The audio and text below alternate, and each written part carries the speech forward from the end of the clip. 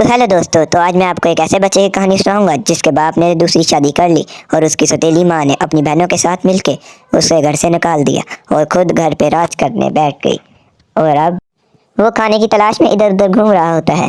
اسے بہت بھوک لگی ہوتی ہے، وہ ادھر ادھر دیکھتا ہے تو اسے بہت ساری مچھلیاں نظر آتی ہیں جن کو دیکھ کے وہ بہت خوش ہوتا ہے۔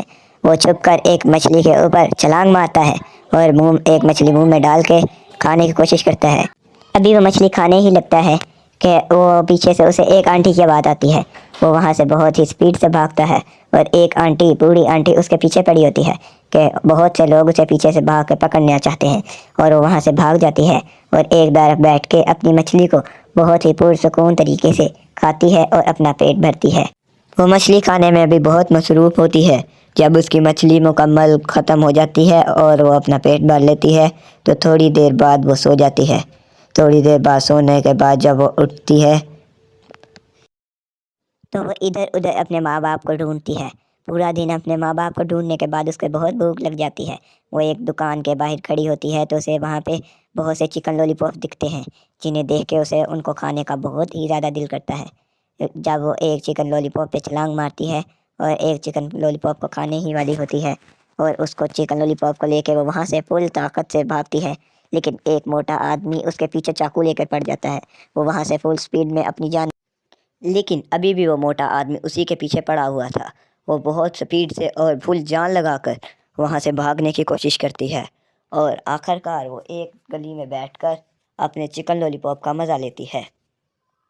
وہ اسے بہت ہی آرام سے کھاتی ہے اور کچھ تھوڑی دیر بعد وہ سو جاتی ہے۔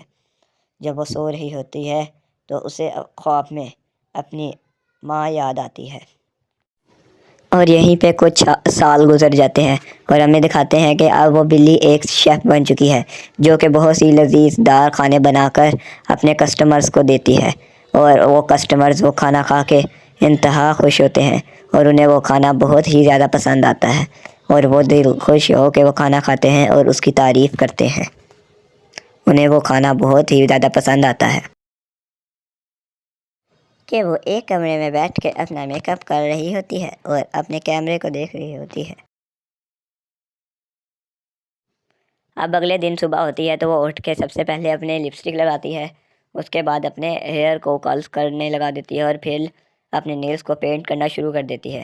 اس کے بعد وہ اپنے مسکارا لگاتی ہے۔ مسکارا شیشے سے اچھی طرح لگانے کے بعد وہ اپنا میک اپ کرتی ہے۔ اچھی طرح میک اپ کرنے کے بعد وہ نہانے کے لیے چلی جاتی ہے، نہانے جاتی ہے۔ اس کے بعد نہانے کے بعد وہ اپنے بالوں کو ڈرائی کرتی ہے۔ بالوں کو اچھے طریقے سے ڈرائی کرنے کے بعد وہ اپنا بہت اچھے طریقے سے فیشیل کرتی ہے۔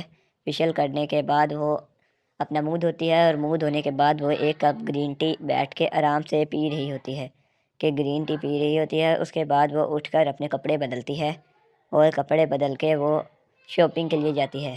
شاپنگ کر کے وہ بہت سے کپڑے لے کے آتی ہے اور اس کے بعد اپنی فوٹوز اپلوڈ کرتی ہے جو کہ اس ملک کا بادشاہ دیکھ لیتا ہے۔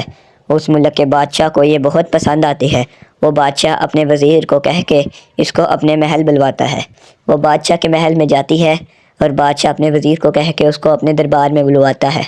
وہ بادشاہ کے دربار میں جاتی ہے تو بادشاہ اسے دیکھ کر بہت خوش ہوتا ہے۔ بادشاہ اس کو شادی کا پرستاؤ دیتا ہے اور وہ قبول کر لیتی ہے۔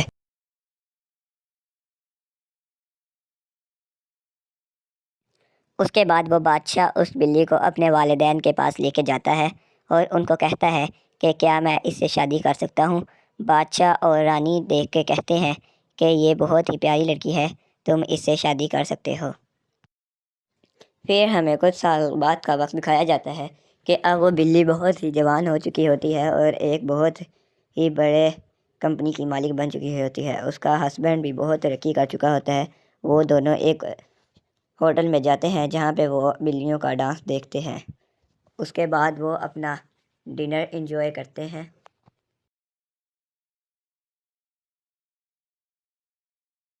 اور اپنی لائف ہنسی خوشی گزارتے ہیں۔